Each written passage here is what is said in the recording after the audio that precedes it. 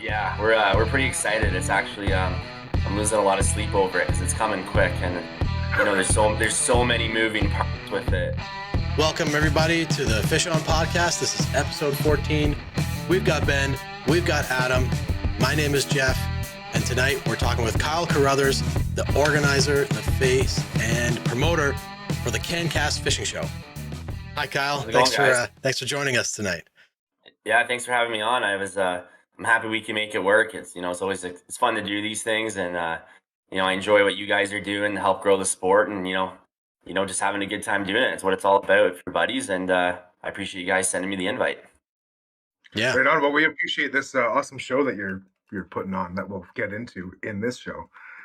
Yeah, we're pretty excited. It's actually I'm losing a lot of sleep over it because it's coming quick, and there's so many moving parts with it. There's so many people you're dealing with. You're dealing with the venue, the facility, the marketing, like everything that goes with it. It's just been it's a lot of work, and it's not to toot my own horn or any other show promoter, but I don't think people see like what goes into it, the amount of hours and man time, and I think it's really going to come together again this year. We had start our launch last year finally after canceling 7 during COVID. And we're pretty excited for what we have planned for this year. I think it's going to be something huge. So, well, I can't wait. Like last year was my first time at the show, and it was such a surreal experience, such an amazing experience, and I get to experience it from the other side this time around. But we'll get into that stuff later on in the show. I was going to say, actually, it was overwhelming just like being there. I can't even imagine like being responsible for running the whole thing. So yeah. So that's how we always like to do it. Like people are always like, well, you got to do a 2-day show on this, but it doesn't work with our format. Like we're high energy retail show, like cash is flying across the table. Like everything is there for a deal, new, used, you name it. And it's always going to be a 1-day, like high energy, fast paced environment. The reason why is because we have so many different levels of vendors. Like we have everything from the top manufacturers coming to guys building their own custom baits, the guys doing use. So we have to find like a mixture that works for everybody to make it affordable, for good return on investment, and I just think we'd have a tough time doing a multi-day event because most of the deals would be gone in the first hour. You know what I mean? Yeah. Not quite. Yeah. You get my point. Well, like the first day, right? And that's what's so cool about this show. Like we've expanded it. So we started off with one building last year, and we basically only got the go ahead that we could go. So I'll back up a little bit. So in 2020, we were to go on March 10th. And then the whole COVID thing was starting to break out. And a couple of days before, you kind of start to see stuff get canceled and whatnot. And so I was at the Memorial Center with the city of Peterborough the day before the show and 2 days before the show. And I'm like, are we good to go? Like, what's the deal here? And they're like, well, we're still good to go. So you have to go. And at that time, I was trying to figure out, like, no one knew what COVID was, right? We're all freaking out. The virus, is it a virus? We didn't know if people were going to die or, what it was like. It's like, we're just going to shut down for 2 weeks. We'll be back to normal. So long story short, they're like, no, you have to go. And we obviously had all our money tied up in it and all that. And me and my wife, Leanne, were like, well, I don't know what makes sense. Well, it wasn't 2 hours later. They called me back and said, no, we're done. We just got the word from the health department, like no events are. So I had to cancel the day before the show. And oh man, so it was awful. I can't imagine so much stress. we put so much time into it and marketing, and a lot of it was money like we couldn't get back. It was spent, right? The radio ads were done, the social media everything, it was gone. So, but you know what? That's business, and in all business, there's a risk. And at the end of the day, it was the right decision, and we had no choice on it. So, we had a lot of good vendors that were, keep my money and hold it. So we rescheduled it for May. Well, then we know May didn't happen next year. And I was trying to also stay respectful to other shows that were happening and stuff like that and whatever. So finally, we got a chance to go. As they were starting to lift restrictions last year, we got a date, and then we had to cancel it again. And then finally they told me, like, you're going to be able to go. So I called vendors, like we had 3 weeks, just a little over 3 weeks. And they were like 100%, like, let's go, let's do it. Like everybody was ramping and roaring to do it. So I'm like, okay, we're going to do it. So we kind of pulled it together in 3 weeks, which was quite the thing. We worked on it full time for 3 weeks, getting it organized, seeing what vendors were coming. Some of them wanted refunds. I had multiple vendors tell me, like, no one's going to come. Why are you wasting your time? Like nobody's going to come out. COVID's still a thing, you know. And even when we went to do it in Peterborough, when we moved to Bowmanville, which we can kind of get into the history of it, I had multiple people telling me a fishing show would never work in Peterborough. And I'm like, you guys gotta be crazy. Like, it's the heart of the Kawarfest. Like, there's literally lakes everywhere. Like, to me, it was the Mecca. And my vision was, we're going to do this in Peterborough. So we get out there and we get the show set up. And Mark Hunter and Sean McCall. So the show didn't open till 10 last. It was 9 o'clock and I walked outside and there was nobody in. And my heart sank. And I'm like, okay, there's still an hour till the show. And you know what? We're just hoping to get a few people here at this point. Because, you know, like, and then it was 9:30. And Mark Hunter's wife, Joan, came and got me. She's like, have you looked outside? And I'm like, no. And there was probably 100 people in line. I'm like, okay, this is good. Well, then 10 minutes before the door opened, she's like, did you look outside? We had a lineup 2.5 kilometers long. I was in it. I know. That, yeah. So that's like, hold on a second. I want to back up for a minute here. You're telling me the show last year that I went to, that I waited for almost an hour in the line to get in, you put that show together in 3 weeks. Now I don't want to, maybe not fully together, because we had our you know, floor plan and kind of, well, not really. We had to refloor, vendors dropped out. But yeah, we basically kind of pulled it together in 3 weeks. And we even went against the Toronto Sportsman Show on that date, and that wasn't anything respectful. I know Mike, who organized the Sportsman Show, and I called him, and he like totally gets it. He was like, dude, like, you have to go. Like, because if you don't go, the venue just takes your money. There's no other dates. So everybody got it and respected it. We lost a few vendors that were doing both. But one thing over our show is we are 100% fishing. You will never find a show with the level of retailers that we're going to bring, the level of lure makers, the used stuff in the tackle swap. There's never going to be another show like that. And that's no disrespect to anyone else promoting the show. I go to them all. I work full-time in fishing industry. They all do a fantastic job. But our formula is just different on how we do it. So if you guys are listening to this, it's definitely something you're going to want to go at. It's very affordable to get into. I feel that $10 is very fair before tax. And kids under 12 are free. And we're always giving free stuff out of the line. And I don't know if I'll drop it tonight. I'll drop it. I haven't told anyone this, but we're basically going to be giving a prize away. We're basically giving away over $25,000 prizes. Wow. So you're going to be able, and you're getting entered into that. Jeez. And we're still deciding if we're going to do it in all guy $25,000 in fishing gear. But everybody who enters the show will be entered in that. All you got to do is walk by, scan a QR code, fill your ballot out with your info, and you're in the draw. So that's all included in your $10 door prize. So that's something that I want to, that's something I want to touch on a little bit, is how unique that this show specifically is. There's no insurance brokers. There's no travel brokers. There's no, like, every single vendor at this show has something to do with fishing. There's no fluff. Yeah. There's no filler vendors. Everything. Everybody's fishing, whether it's, you know, Daiwa or Garmin or, you know, the big name brands or some of the small name brands, guys that have tables with their used stuff. That's all at this show. Yeah, for sure. And the way we're doing it this year, like, it is 2 buildings. So we're connecting both buildings. There's no good or bad building. So I definitely need people to encourage you to check it all out. And this is, we're spreading out the vendors. So every building's going to have something you're going to want to see. And it also is up to the individual. Like, I still have multiple people tell me that they want their booth beside a tackle swap because it's the busiest part of the show. I have other people that, you know, they want to be in this building beside Daiwa or Peterborough Pro Tackle because they're selling through them. Like, it's going to be a mixture. So I want people to understand, like, you have to check out both buildings. So they'll be connected by an outside section. There'll be some boats and stuff out there for sale. But you are 100% right. It is 100% fishing. Like, there is zero fluff. I get called about it every day. I won't let them, respectfully, because I want everybody to go there. So arguably on square footage, we are the largest fishing show in Canada, if you want to go square footage wise. And it's everybody is selling something to do with fishing. You know, there's a charity that we allow in the Peterborough Dragon boats, but that's a little bit different. We're obviously raising money for a cause for them. But even then, they come and they always put a fishing raffle together, and everything is fishing. Like, that's the number one thing. And we have so many retailers coming this year too. But I want to really, like, let you guys know, it doesn't matter whether retailers or someone like you making, you know, limestone lures, everything is usually for sale. So we have, like, just to name a few off the top of my head, we have Peterborough Pro Tackle. They are bringing such a big setup. They're basically bringing their whole store of show specials. They took 14 booths. It's crazy. Wow. We got tackle. Yeah, 14 10 by 10 booths. Yeah, and what they're doing is just, I probably already said too much, and Travis is probably going to tell me to shut up. But what they're doing is insane. We got Taco Depot of 7, like another huge setup. We got East Hill bringing up the goods. We got Pro J coming. We have BJ's Tackle. We have JB's Fishing Depot. We have Mac Attack. We have Smith's. We have I miss people, Bait Casters.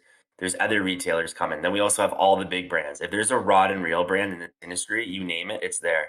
St. Croix, Daiwa, Shimano, 13, Okuma, favorites coming this year with their rods. Luz is coming. And I'm still missing some because there's so many, right? We have the biggest electronics guys coming this year, but everybody is working with somebody to sell something at an unbelievable deal. So you're not just going there to see stuff. You know, the experts are going to be there to answer your questions, but there's a very good chance you could buy every single thing in that booth. We have the clothing guys coming. We have Under Armour and Huck, to name a few. We got Muskie Maniacs coming, which is a huge draw at that show because they're local.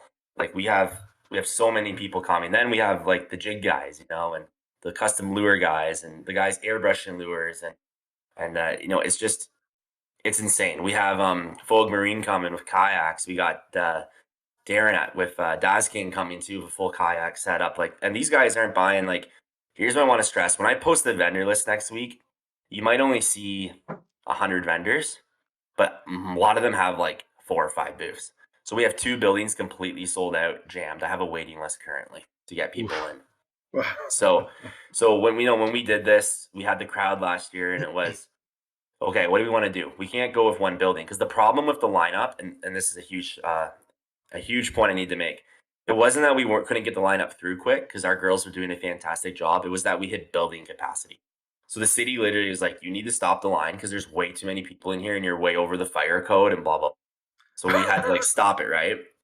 So this year we were like, okay, we can do this again, but we probably lost 3,000 people that just couldn't wait, right? I don't blame them. I get it. Like, you got kids, it's a long time to wait. The people that got in were ecstatic. I know I'm biased. I can truly say I didn't get one complaint about the show from someone who got in. I got lots of hate mail about the lineup. Like, some of the comments were just downright insane. And it's like people thought we did it intentionally. Like, how was I supposed to know that many people were going to show up when I had people telling me like no one's going to come? So, well, even then, it's like, yeah, no, we decided at some point we're sick of all the money coming through the door. We didn't want you coming in to spend your money. Exactly. That was a bad like some of the comments were insane. Like, and from people I knew, like from fishing, it was like, whoa, buddy, like relax. I'm sorry. And I was even walking down the line, like I went to Lucky Strike and I'm like I need a bunch of lures guys here, and like just handing kids stuff, like to say thank you for waiting, like handing out whoever needed something, right? And so this year we're like, you know what, we got to reinvest. So we took everything we made and we put a deposit down to rent both facilities. That basically took our show expenses and times it by 400 to promote it. to cover the ice and cancel a Peterborough Pete's game when they're in the playoffs is not a cheap endeavor. Man. So that's one thing. So we have a policy, and the way I look at it is I'm not trying to make money off my vendors. My vendors are the show. I can't do a show without you guys. So it is, how can we work together to, you know, we'll get the facility rented. We got to insure it. We got to market it. I'll do my job as promoter to get the people there. You guys do your job and bring the goods, and we'll always have a happy relationship. So yeah, to the vendors, the expense would go up a bit, but it is such an affordable price for the exposure you're going to get, let alone sales. And this year we've hired the Memorial Center that all ticket sales as well as staff to get people through the door. So now if you buy your tickets online, there's no reason to ever wait in line. You literally will just walk up, scan your ticket, you're in the door, just like you're going to an OHL game. We have a capacity of 10,000 people now. Oh, so wow. At one That's time. So great.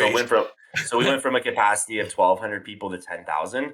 So we're not going to run into those issues. We have tons of floor space. We have upstairs space. We have the outside area, the second building, all that stuff. But what I can't stress enough is buy your tickets online, because we're still getting tons of messages from people. Hey, can I buy tickets at the door? You can, but that will be the only lineup you're waiting in. Now, is there going to be a lineup when the doors go open at 10 a.m.? Of course there's going to be a lineup, but it's going to fly through. It's going to be like beep, beep, beep, beep, beep, you're through. So it's not going to be sitting there for an hour. I recommend you line up, because there is going to be some exclusives that one vendor's bringing that there's only 100 of them. And you're going to want it. Trust me, it's something like that. So you're definitely going to want to be there. Kyle? What is I can't tell you yet. No, I can't tell you No. that yet. They're going to announce it, but Can I other can't vendors stress get in on that? yeah, I can't stress enough, like to be there for doors open. We're opening at 9 a.m. this year, and it's going to be like some super high energy, like fun, and like, and then the argument is, where do you start? You know, you got it. We'll Yeah. release the floor plan, but like, where do you go? Because some guys are going to run right through the bird building and go right to the second building, right? Well, Once I'm they going figure right out, to the busky stuff. I've got a few things in mind, like for some yeah, sweet deals. Because last yeah, year I got in there, we were in line right in the morning. yeah, We were probably within the first 150 people, if not the first 100 people in the door. yeah, And I went straight to the St. Croix booth. And the guy's like, musky rods? Well, I've pretty much sold all of them except for these two. yeah, yeah, So I'm, yeah. and Bob at St. Croix is bringing some more specials like that too. So Oh, wicked. you got to get in there again. So that's the thing is like I'm just trying to tell people like, and it's not a sales pitch, but like we set it up to buy your tickets online. So even with the HST and the ticket fee, you're like 13.70. I feel like that's very reasonable to get into an event for the full day, plus Oh, the free yeah. door Totally. prizes and all that. And kids under 12 free. So bring the whole family. The kids usually get a bait and all that fun stuff. But we're really looking forward to April 2nd because I really think this is going to be something. And as we start releasing news over these next 5 weeks, this is going to be something that's never been seen on the way we're running this event. So definitely get there early. That's for sure. I've already Okay, so got I have my a question ticket. on I'm that. stoked. I have a question on that. Where did the idea for this like fishing focused show come from? And like the cool thing is, you know, when you look at other shows, you're not going to get them like the small little mom and pop guys making baits at home kind of thing. But like your show has that, so you can like everywhere from like the garage sale guy who's been making baits or has his grandpa's baits that have been sitting in, you know, that stuff's for sale too. Like the biggest vendors with the biggest brands, like it's all under the same building. Where did that idea come from? So it kind of came from the Bowmanville show. So I got the Bowmanville Tackle Swap off of a good friend of mine, Peter Cito. He's a Streamside rep and reps a number of other companies in the industry. And I come from a trade show background. So I used to help organize the Toronto Snowmobile and ATV and Power Sports Show, the Toronto Motorcycle Super Show, and as well as I attend a ton of trade shows in my day jobs. Always, I came from the power sports industry before I got in the, and I just always wanted to run a trade show. So Peter told me he was getting a little tired of it because it was a lot of work, even to organize Bowmanville. And to be honest with you, like we have a lot of great vendors, and I'm not crapping on anybody here, but we also deal with some rude people a lot, right? And it's a shame it is, but it's not always fun. Someone doesn't like the spot or this or that, or or whatever. There's just someone always has a problem, right? It doesn't matter what you do, which is fine. That's part of the job. So I made Peter an offer and I purchased the Bowmanville show. Well, right after it happened, we basically found out that we couldn't run the show anymore at the school in Bowmanville because our crowd was just too big. It was too big there. Like they did such a fantastic job at Bowmanville. And I always kind of had a vision of like, I wanted to find that hybrid event where I had the best of the manufacturers as well as, like you said, the lure guys, the garage sale guys. And I wanted to somehow bring them together. So I wanted to elevate that Bowmanville event a little bit and whatnot. So I looked everywhere in Bowmanville, Oshawa, Durham for a venue, and I literally couldn't find one to run any dates. I couldn't find one that we could afford. I couldn't find one. The problem is we always would go in March and there was always playoff hockey. So to rent the arenas is stupid because they have to cover the ice and the arena wasn't quite big enough. So you needed something with a second hall. That's what was nice about the school. We had the full gymnasium, the hall, cafeteria and whatnot. So I didn't grow up. Sorry, I was living at the time in a little town called Millbrook. So that's basically between Bowmanville and Peterborough, right on the 115 highway. And I said to my wife, let's just move this to Peterborough. Like there's got to be a venue up here. There's a whole bunch of. So we went searching and we came across the Memorial Center and we rented the Memorial. And then we actually we're going to move on to the ice pad.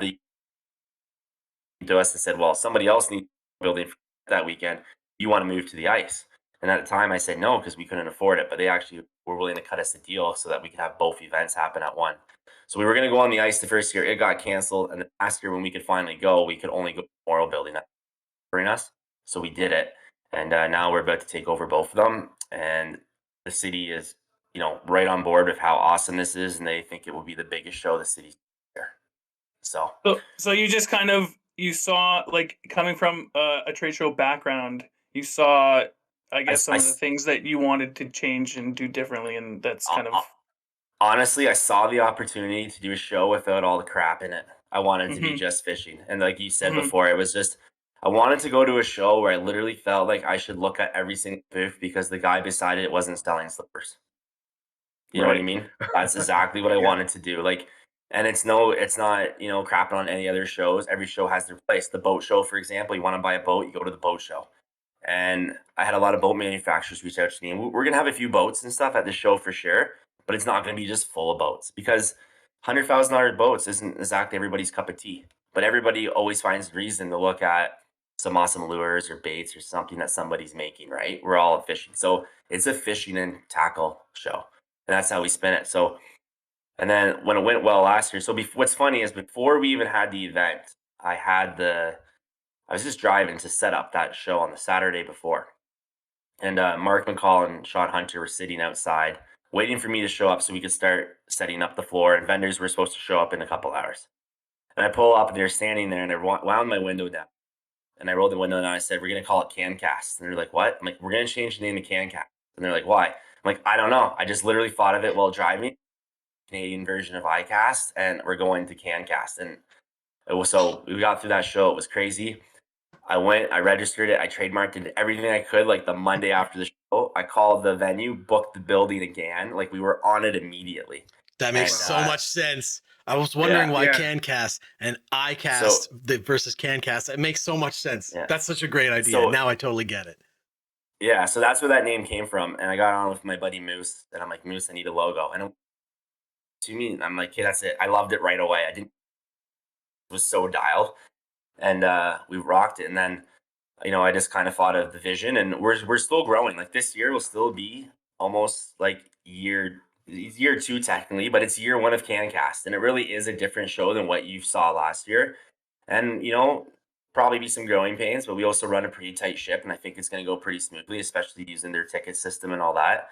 But we'll still implement. We have new ideas that we can't implement this year, whether it's cost or time or whatever. So we're going to keep growing it and growing it and growing it. And honestly, we're just doing it because we're having fun. And the moment we stop having fun, we won't do it. And we're not sitting out here trying to make $1 million off everybody. We're really just sport and give something back to the community that gives me a full-time living, gives my friends, and we just want to sell the social side of fishing. Like I want it to be where like if you weren't there on April 2nd, that you felt like you missed out. That's all it is. I want guys shopping. I want them hanging out with their buddies in the restaurant, at the venue, chilling and going back out and checking out the seminars we're going to offer. And that's it. It's a 1-day event, and I hope people hang out Oh, for a there's few hours. seminars. There's seminars. So yeah, we're going to Oh, I announce didn't those know two that. coming up. Yeah, we Oh, got a that's musky exciting. one. We got a musky one coming up, so you might want to check one. Yeah. With Greg Guittard, who's one of the top musky guides in Ontario, and I think John from Musky Maniacs might join him. And we got JP DeRose coming in to do one as well. So, and maybe Super even one more Bass Elite angler that I just need to confirm with still. So Awesome. we got Well, some cool stuff happening. you're definitely bringing a ton of value to the fishing community. Oh, And heck yeah. I agree that like if you miss out on this, you're missing out on like the biggest social fishing event of the year. Yeah, I mean, last year was insane, and we've seen the building that's right beside the Memorial Center. Like we've seen the arena, yeah, and to think like that in there plus what we've already went yeah. through, like So it's literally double the size if you do the square footage. And now we'll have access to the jumbotrons and PA systems, which will connect both buildings. You'll be able to hear the PA in both buildings. so So, cool. and that's what it is. It's a high energy, like 1-day event. And it's never going to be the prettiest show because you know what? We're not going to roll out carpet down aisles and drapes for a 7-hour show. Because if I do that, then I have to make it more expensive for the vendor. And I'm trying to keep the cost down. So a guy that's building small tackle in his basement can see an awesome return on investment. But I didn't have one person tell me they weren't happy. People sold so much stuff in there last year. Like literally they were trying to book their booths the next day for next year. Okay, so So that brings me to a Perfect. question that the one that I talked to you about a little bit earlier. So I'm yeah, gonna be a vendor with Limestone Lures at the show this year, and I know of at least one other person that is going to be their first time as a vendor at a show like this. yeah, One thing I will say is that the price for vendors is totally reasonable. In fact, So what's you could probably charge. I don't know if you want to get into the how much it costs a vendor to rent like a 10x10 booth, but I'll tell you you, can it's like not much. Like, yeah. So what was funny on that is you were one of the first guys to say that is so reasonable. And I felt like it was way more than fair. And we had many people say you should be charging double. yeah. And I also had a ton of people complain. And Well, I was like, hey, you know what? If it's not for you, it's not for you. But I literally cover my cost to go cheaper. yeah. And like to set up for that price, you'll never get that much exposure. You couldn't spend that in Instagram ads to get much exposure. No. You couldn't do anything to get that much exposure. Even if you didn't sell a dime, you'll never get that many people in front of you in the 7 or 8 hours that we're gonna run this event. Plus what we're gonna offer leading up to the event for everybody too. So we definitely have no problem. And then the phone just started ringing off the hook as we started doing our podcast to promote it. So we do the CANCAST podcast, and we just it's not all about the show, but we touched on just like what you guys fishing, right? Yeah. And it just kept ringing and ringing and ringing and ringing. I have a waiting list now of like 35 booths that I can't fit in. And it's not always about, first come, first serve. That definitely helps, but we want to build a good quality show. So we enjoy the vendors that put the effort in to bring the stuff, make their booths look nice, stuff like that. That's what helps us build the show. So it's kind of a two-way street. And that's why I always say to the vendors, like, if you guys do your job, we'll do ours. And, besides if we get a bad weather day, which fingers crossed it doesn't snow because people just don't like driving in the snow, I think we're going to have a full house again. Okay, so back to my question. So for the guys like me and the vendor, I mean, not guys, but for the people like me, first time at a show, what advice can you give to people like me to try and make our booths, do better, or at least make this a successful event for us? Like, for sure. So any kind of tips or advice, especially from somebody who has a wealth of experience in trade shows like you do. Yeah. So honestly, like you'll need to bring a table, which you guys, that's pretty much obvious. But you bring a table. The first thing is first impression is everything. So whether, you got a nice logo, which you do, whether it's a tablecloth or just a banner, or some kind of reason for people to see your brand. But basically the aisles are tight, right? They're 10-foot aisles. Something that's on your table that gives a guy a reason to stop. So whether it's something as simple as a free raffle for a bag of goodies, you have no idea how many people will stop. It's insane. Oh, free raffle? Here you go. If you buy something, give them 3 tickets instead of 1. You know what I mean? Like sweeten the odds for them. But little things like that. But what I always recommend to people is, as dumb as this sounds, you got to smile and you got to talk to everybody, right? You got to be engaging because chances are, if you're able to just to get a guy stop for 10 seconds and he will ask a question and a question will up a conversation. It's kind of like sales 101, but that's kind of what I say. And look as professional as possible. Like, I'm not saying go out there and spend $5,000 and build a booth. Definitely do like what's in your means. But I think first impressions is everything, and a nice layout. Have you thought about how you want to display it? Like, are you thinking tables, pegboards, grid? Well, like, you got any ideas? So I'm trying to plan out a 10x10 booth right now because 10x10 is it's not small, but it's not really big either. So I think what I'm gonna do, I'm gonna have pegboards because I can tell you today I got delivered 15 gallons of raw materials. So I've got a month to pump out as much as I can to get ready for this show. And a pegboard's great because then you now have yourself a backdrop behind you because you got the pegboards. You can hang a banner on the top of it for your logo. You can peg up everything you want, any selection or category. So a pegboard is the way to go with a table. The other thing I recommend, though, is a lot of vendors really close their booth off with a table out front. If you're going to run pegboard, design the layout that gives the guy a reason to step into the booth. Okay. If you know what I mean. So maybe you got the backdrop, and then you got like the table on L on the one side, but the whole front I can walk in. Like you said, it's only 10 feet. But if I can get out of that busy aisle for 30 seconds, I'm probably going to step into your booth, take a break from bumping shoulders of everybody. But now I'm also looking and feeling your lures and asking you questions and stuff, and then it's up to you to sell. So what's nice about this show is there's so many people that want the one-off stuff like limestone or Hashimoto baits or jacked up jigs or stuff that you just can't buy at every store. Guys come and they just start collecting, right? And next time you're going to come to this show in 2 years and they're going to be like, I fish off your baits. I want more. Or they're going to look you up before the next show because they had such good success. Now they're buying off your. And that's why I keep telling guys, like, even if you don't sell a dime at this show, the exposure you get is crazy. Like Mickey from Fat Bass last year, He didn't even retail at the show because his product didn't show up. So he only had a few samples. He could not believe the amount of web orders he got after people that saw it that he gave the show code to, the discount code.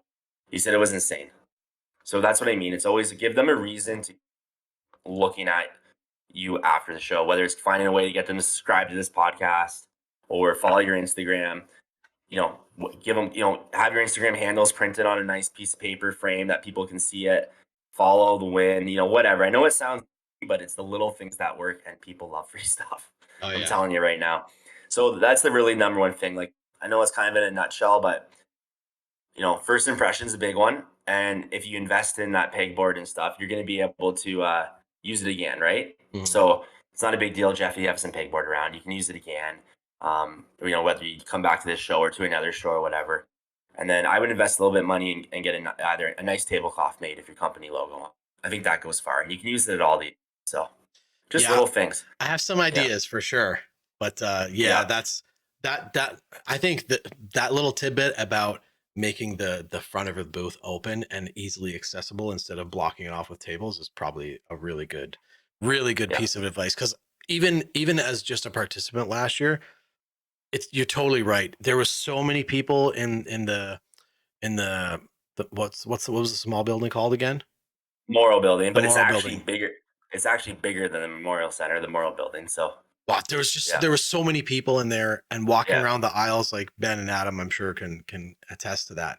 You were shoulder to shoulder 100% of the time. So if you could duck into a booth and like look at some stuff and get a break, it totally made a big difference. So yeah, that's a good piece of advice that I'm going to definitely incorporate into my booth for sure. Make sure that it's easy for people to walk into. Yeah, for sure. And I think too, like, you're going to see a lot of vendors that were there last year that now, elevating their booth displays. Like, a lot of guys just set up on a table quick. And I hate this excuse I get. Well, it's only a 1-day show, so I'm not going to booth. And my argument is, well, I'm going to put more people in front of you than the average 3-day show does. So why would you not bring the nice booth?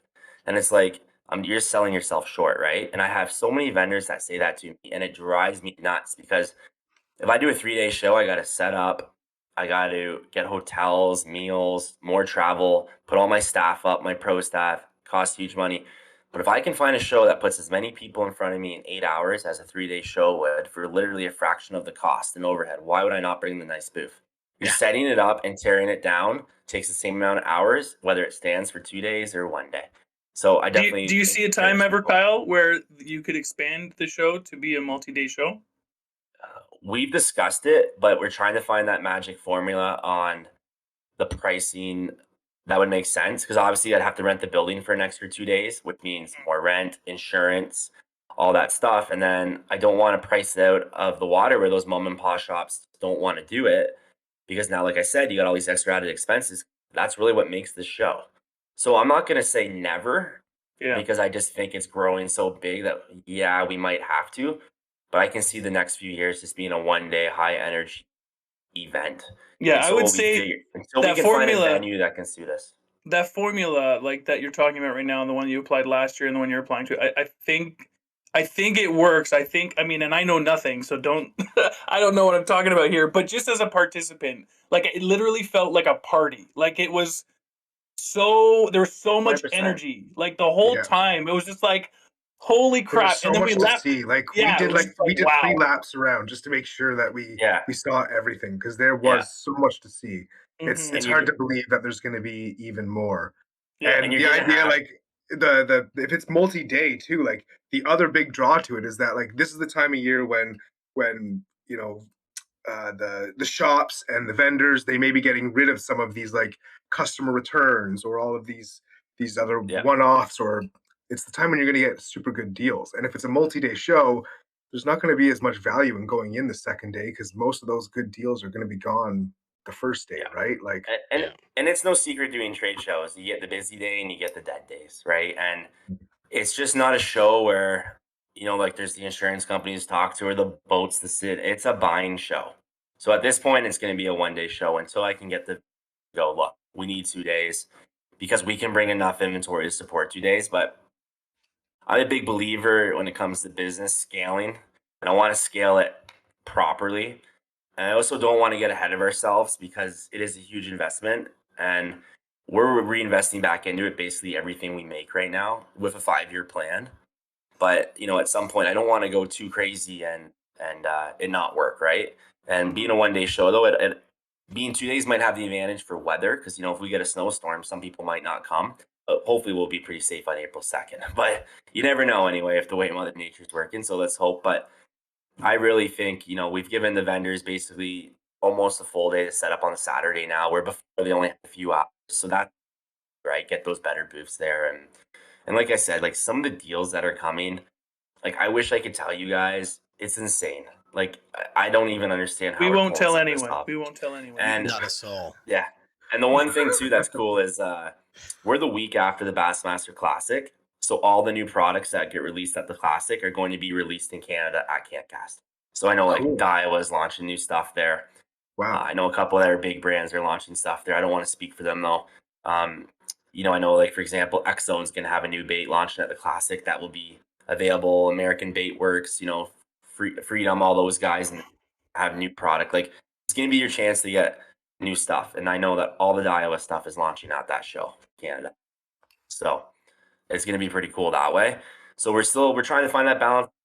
Show stuff. We got the deals, and you're going to win on everything. So it's going to be pretty cool. And I know I'm biased and everyone's a promoter, but I think if you were there last year, you know that this is going to be something crazy. So Oh yeah. Last year was Yeah, unreal. we can't wait. It's Yeah.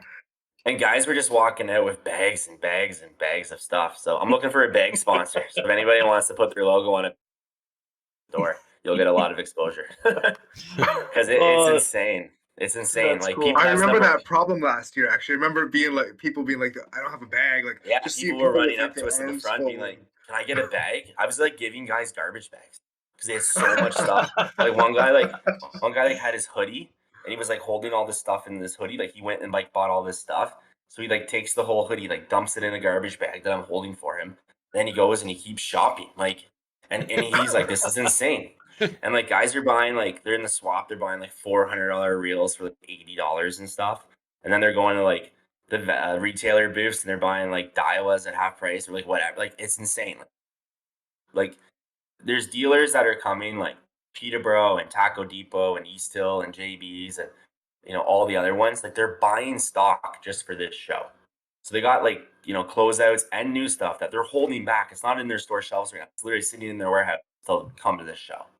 So I just don't want people to get determined. Like there is a lot of shows in Ontario. We are the last show, but this show is different. Trust me, it's going to be something else. So I'm stoked. Yeah, man, I can't wait. I just So you seem I gotta find somebody to help me work my booth so that I can walk around and buy stuff too. So that's funny. Like me and Sean McCall were talking, and we were so busy last year just walking around. We're dealing with the crowd and all that. We didn't even get a chance to go shopping ourselves. Like we didn't get a thing. So we're hoping that changes and we can do a little bit of shopping this year. But we definitely got we got real security now, and we got staff work tickets.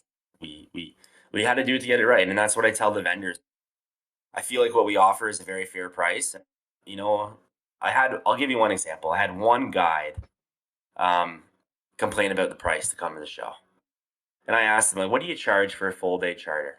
And he's like, well, like $750. And we're like $300 to come. So I feel like that's more than fair.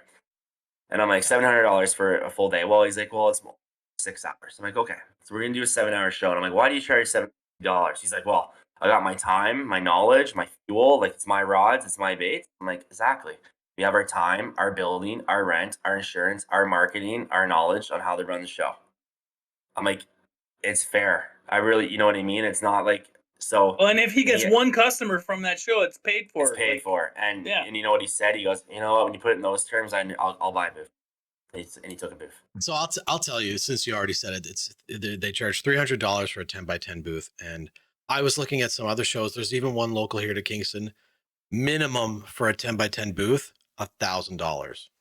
So, and that's for like, that's not for a fishing show. That was for like just a trade show that had something to do with fishing, but a lot of other stuff too.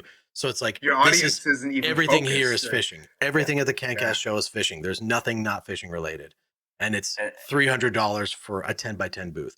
And then, you've got the vendors, like you said, they're buying 14 booths, but those are the guys that can support those big, huge displays. Right. But Yeah. $300 for 10 by 10 respect, booth is so it's not even reasonable. It's just cheap, like, oh yeah, like you can yeah, barely fill your truck up for that, right? yeah, And like I said, we don't try and make money off the vendors. And if you know what, if they boost the rent on the facility next year, Trans, I'm gonna have to. And it's just life, but we're always gonna try to keep it as affordable as possible, and we'll take our cut from the. But like I said, we're reinvesting it right now.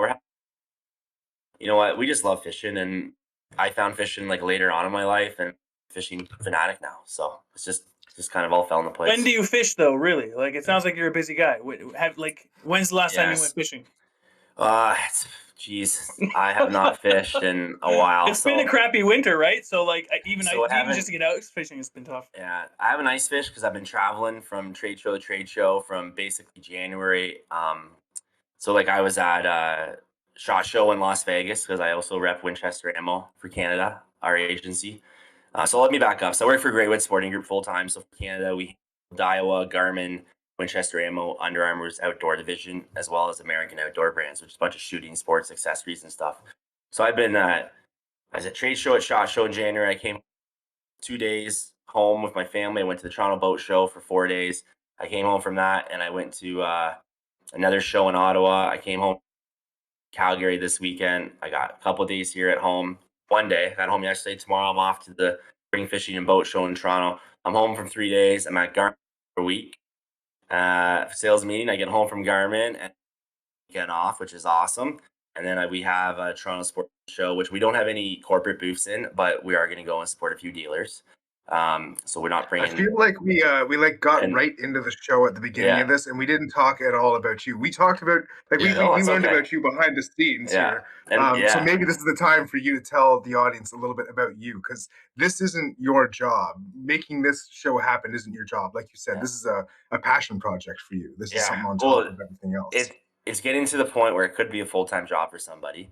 And that's not a joke. Like, we work on it late every night. Because like I said, there's so many touches, right? Like you got to talk to everybody multiple times. And it doesn't matter how many emails you sent out. And we haven't sent a whole ton lately, but these next few weeks to vendors, we will be sending lots. People always have questions, right? Which is fine. We rather them,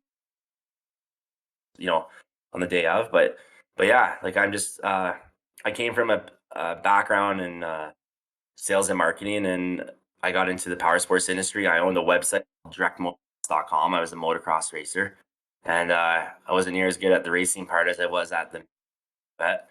And I bought directmotocross.com off an enterprise, and I ran it for 6 years, traveling all over the world covering motocross. We were 9th largest in the world, and we mainly focused on Canadian. And I sold that off, and I got a job at Excalibur Crossbow as their Canadian sales manager. And I was only there for a year when Greg at Greywood offered me a position here, and here I am. So it's been pretty cool. Like, I never really got into until I was like 24. And I always fished growing up at the cottage. Like, I literally fishing, like jump in my grandpa's boat. I'd go catch smallmouth. Like, we know what we're doing, right? And Greg hired me, and he goes, "You know how to do fishing?" I'm like, "Yeah, I know how to fish." Like, come on, what are you talking about? Everybody knows how to fish. And then we flew down to Daiwa 3 weeks later, and my mind was blown. I'm like, why? Why do you have so many rods? And I just started becoming a fishing freak. I learned every single thing about our product. I take great pride in being one of the guys that really grew Daiwa the last 6-7 years. It's really came onto the map. It's basically the number one branding now for sale.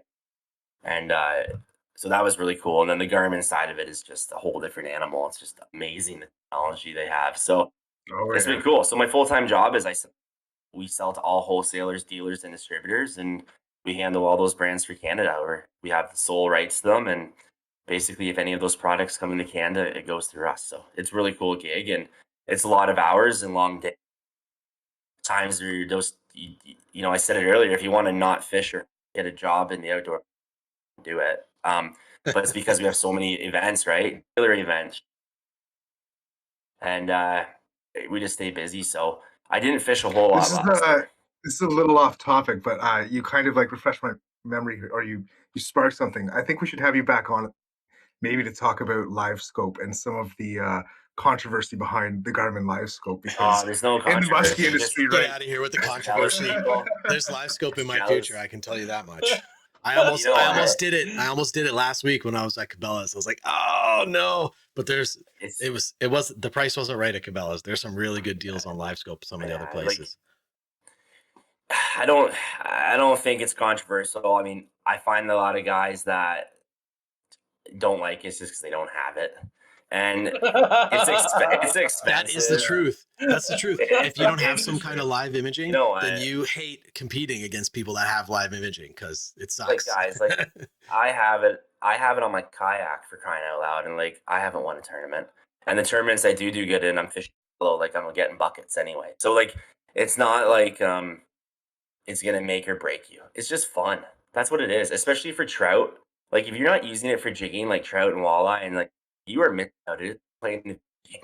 And it does make your hookup ratio better because you know when the set, you know when the start chasing, and you know it. And it's just technology but it's getting so affordable. Like I don't know if you guys remember, like the first generation of Panoptics came out, and it was like $1,200 at the time. So it wasn't like quite as clear as what we have now, Live Scope. And guys were just losing their minds. Like, oh, this is so good. This is incredible. I can see like the bob moving, and like this is amazing. It's only $1,200. You can literally go and buy one of those right now, like on Kijiji for like $300. And even I'll say this about the old like actual Panoptics brand one. It's so much. It's really still worth it because you don't need to have the GLS 10 box to operate that. You can plug that into any compatible fish finder and it will just work.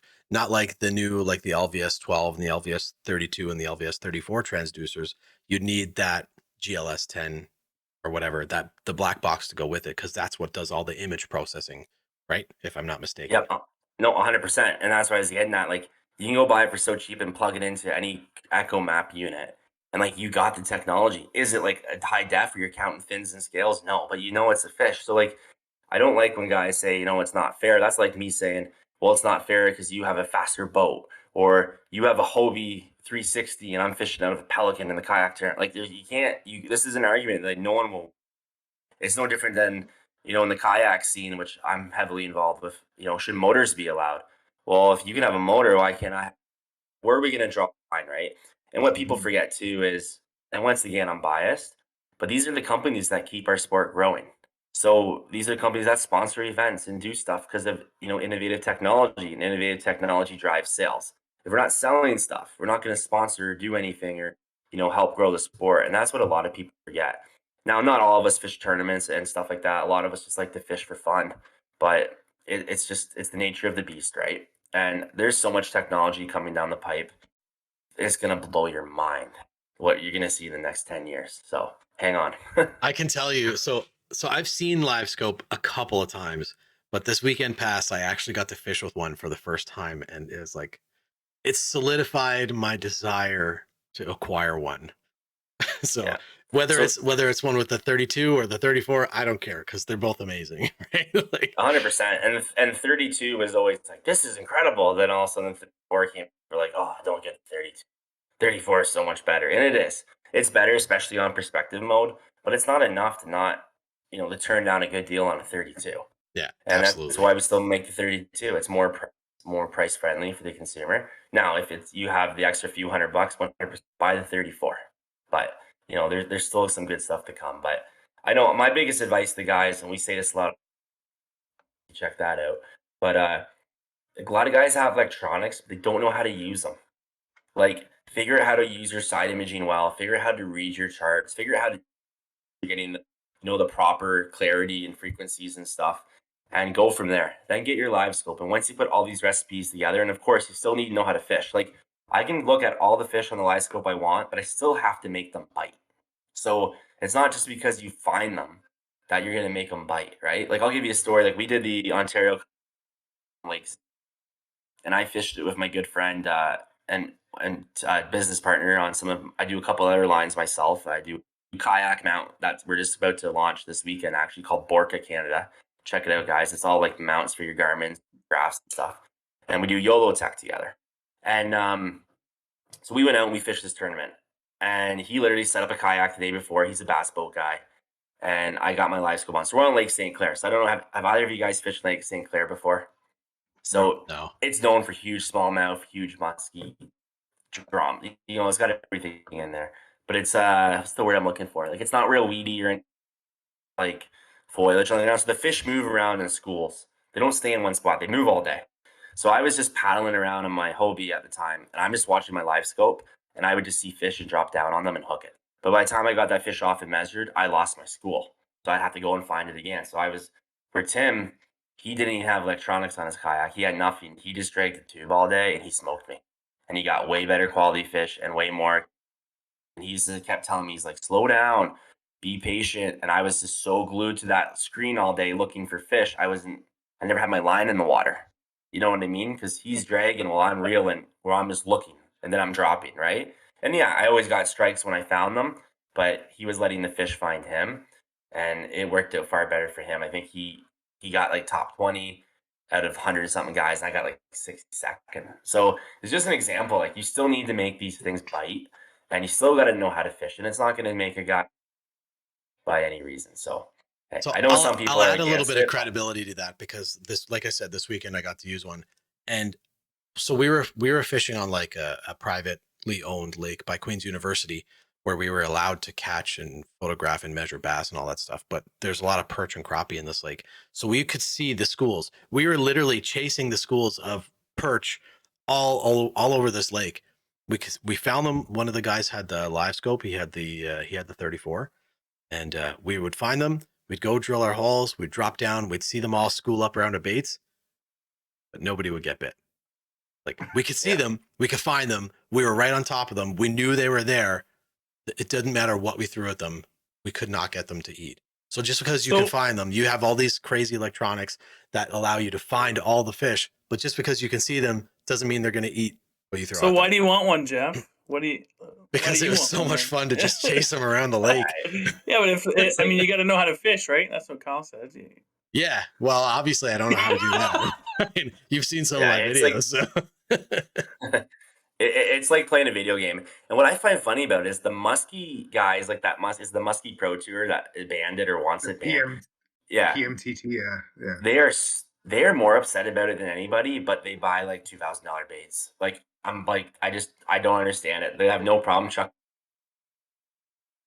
everyone have $1,500 live scope on the front of their boat. Like, I mean, each their own. It's not for everybody. And, you know, like I said, I make part of my living selling live scope. So I'm going to be a fan of it, but I've never met anybody that fished with it that didn't like it. So yeah, exactly. That's the point. But we can go into the Garmin the Garmin topic for hours. So yeah, for sure. So, but no, it's good. Like, the plans that more this year, kind of getting back to that, and I'm gonna do the kayak thing. I sold my bass boat a few years ago, and I found the kayak thing, and I loved it. I got fishing so shout out to John and Paul. They do a great job running that.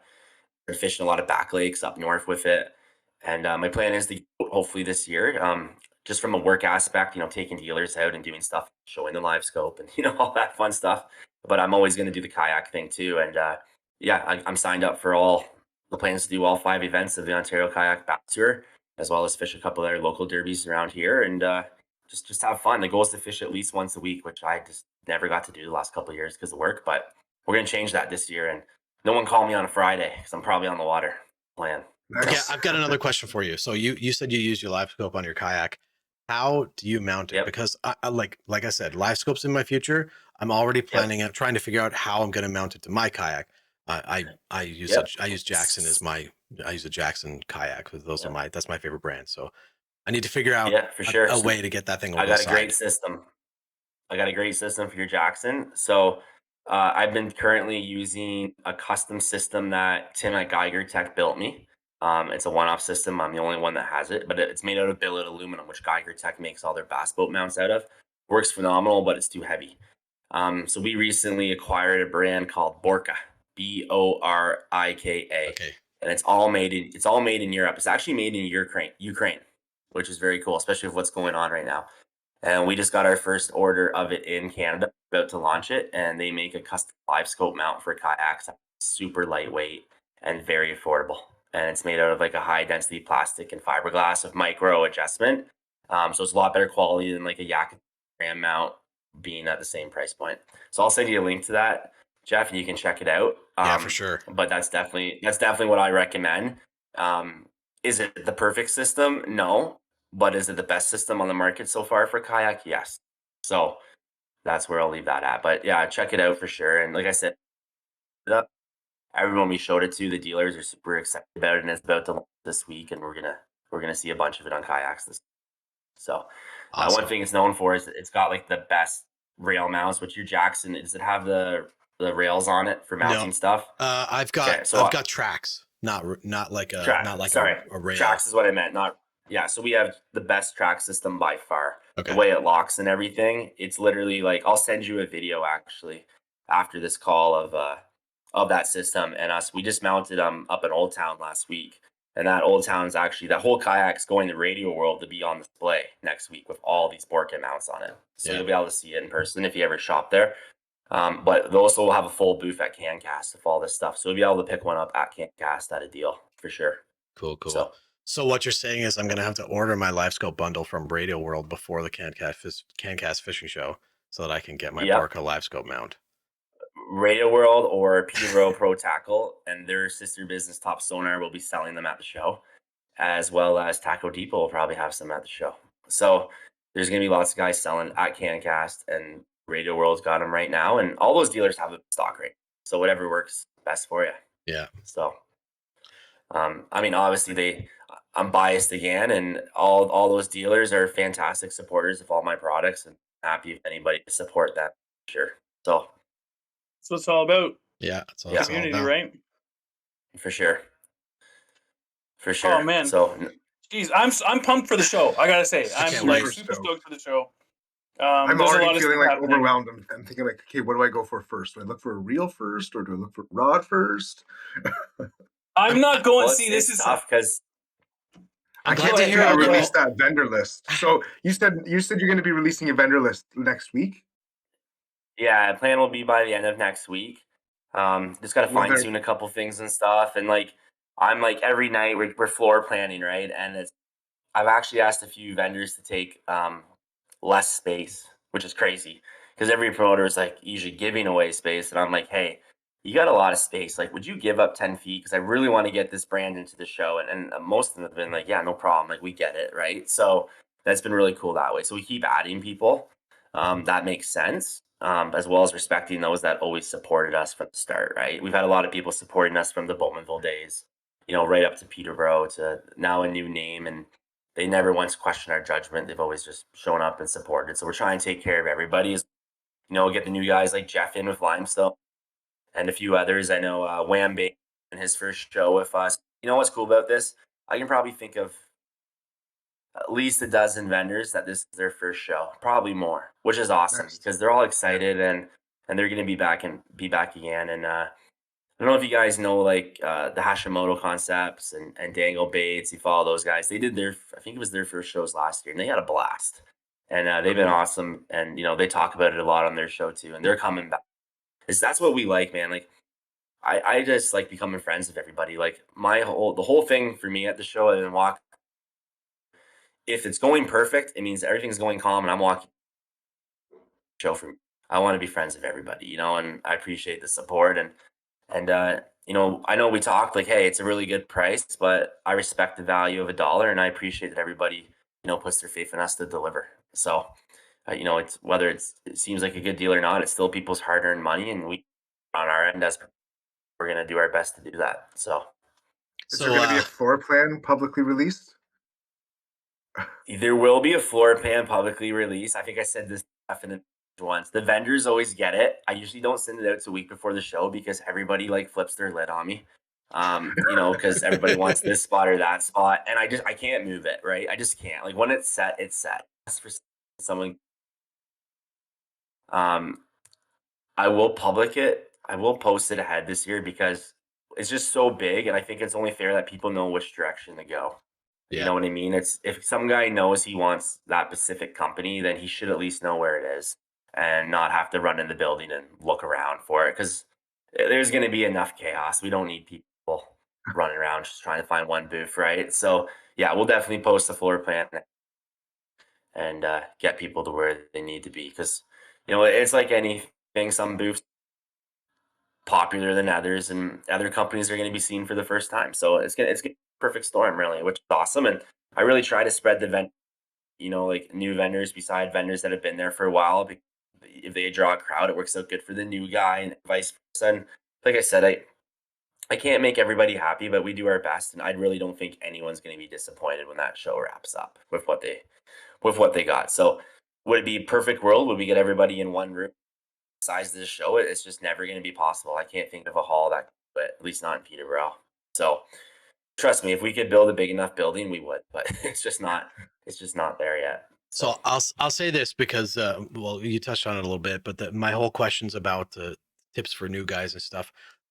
I'm sure there's more people than just myself and Wes from Wham Baits, who's going to be their first show, but he's the other guy I was thinking about, because I talk with Wes quite a lot, the owner of Wham Baits, and he makes really great plastics. He's based out of the GTA, I believe, and so he was the other guy I was kind of thinking of, because we've been talking a little bit back and forth, trying to figure out like, what are you going to do? Have you thought of anything? Trying to throw ideas back and forth a little bit, and that advice is great. So hopefully he listens to the show. I'll point him to it. So yeah, for sure. No, he's been messaging me a bit too. He's an awesome guy, and I'm excited to meet him in person and meet you guys. And I remember you doing the video last year, which I remember walking around filming at the show, and then I was so happy when you tagged us in it. So I offered him a free pass this year, but he already got. So I'll honor that. You can give that free ticket away to somebody on. So I'll give you a couple of tickets. You guys can give them away somehow if you want. Right, up to you. We'll figure that out. For sure. Yeah. So you guys get some people out the door, and yeah. So like I said, man, it's a big magical beast that we're building here, but it's gonna be a fun day, and that's it. It sounds like it's gonna need some magic. Yeah, but that's the fun of it. Yeah, even if you don't want to come spend some money, just come have a good time and hang out. Like, there's still be talk to, learn about baits, learn about rods. Mm-hmm. Chris and Corey Johnson are going to be there. Oh, really? That's awesome. People, JP DeRose, Nick Cuvius, all the Daiwa pro staff team, Shimano pro staff team, St. Croix guys, Okuma guy, you name it. Like, some of the best guys in the business. American Bait Works is bringing in their guys. Like, there's going to be people to talk to and get knowledge from. And I could spend a full day in that show between looking at stuff and talking to people. That's no problem. So we're going to see Big Jim there again if all the Shimano crew are going to be there. Awesome. Yeah, Big Jim will be there, and there's just so much cool stuff, and a lot of new companies that you've never seen before, which is exciting, right? You're not going to go to Bass Pro and see their stuff on the wall like this. These are new Canadian, companies. I got guys coming from Chicago. We got vendors coming from Timmins, Sudbury. We got a guy coming from Bay. I got another guy coming from Michigan with all over. So it's really starting to spread fast. For sure. Yeah, that's incredible. Well, I can't wait. I, for one, cannot wait. I'm so excited to have the booth there. I'm so excited just to be there again this year, because last year was just such an unreal experience. And I'm sure these guys are the same. Yeah, I've got no skin in the game, but I think I can say from my experience last year and just how hyped I am now after talking to you that this is probably the best fishing show in Canada. And if you were thinking of coming, you probably should. I don't know. That's awesome. That's how I feel about that. For sure. Well, and if you come, don't forget to check out the Limestone Lures booth. Hey, little selfless plug there. There you go. For sure. No, I really appreciate you guys having me on tonight. I'd love to come back on sometime, and maybe after we don't talk about the show side, but just debrief. Absolutely. We'll do a wrap up and to hear how it went. Yeah, that'd be awesome. Yeah, we can do a debrief, and I love what you guys are doing. We started our podcast too. I'm not sure you guys been going now. I started almost time. How long you guys been doing this? A while? Since about November. When did we do the first show? I think it was November 2021, I think. Nice. Yeah. And go ahead, sorry. Yeah, no, so we ran it throughout the ice season for 2021, and then we kind of we took a break from it throughout the spring and summer, and then we picked it back up again in December 2022. Yeah. Last year. I think so, yeah. Yeah. But we'll be continuing. We'll be carrying this on throughout the summer with a couple little breaks here and there. But this show is something I want to carry on for throughout the year now.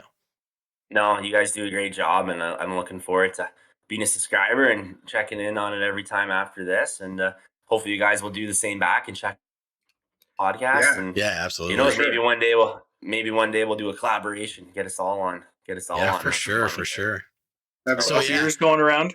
If you haven't already seen it, the CANCAST Fishing Show has their own podcast on YouTube and Spotify. You said too, right? Yeah, so it's on Spotify, and we're gonna get it onto all the other platforms here soon. But I enjoy watching it on YouTube. Check it out on YouTube. We do a full video, like edited and everything, clips and snippets and movies and stuff like that. Our producer Woody does a good job with that. So put it on the TV one day, open a beer, and enjoy it. We've only got 10 episodes. We're about to launch episode 10 this week, and unfortunately, we just aren't getting. Try to do it every couple, but with my travel schedule lately, it's just tough. Mm-hmm. We got a really busy March coming up, the CanCast show, and then but yeah, I'd love to come on again, guys, and thank you very much. Great to have you. Cool. Absolutely. You're more than welcome. You're more than welcome. So yes, we'll wrap it up. Kyle, thank you so much for taking the time and joining us on the show tonight. Of course, Adam and Ben, and myself, Jeff. Thanks everybody for watching. Until next time, we'll see you later.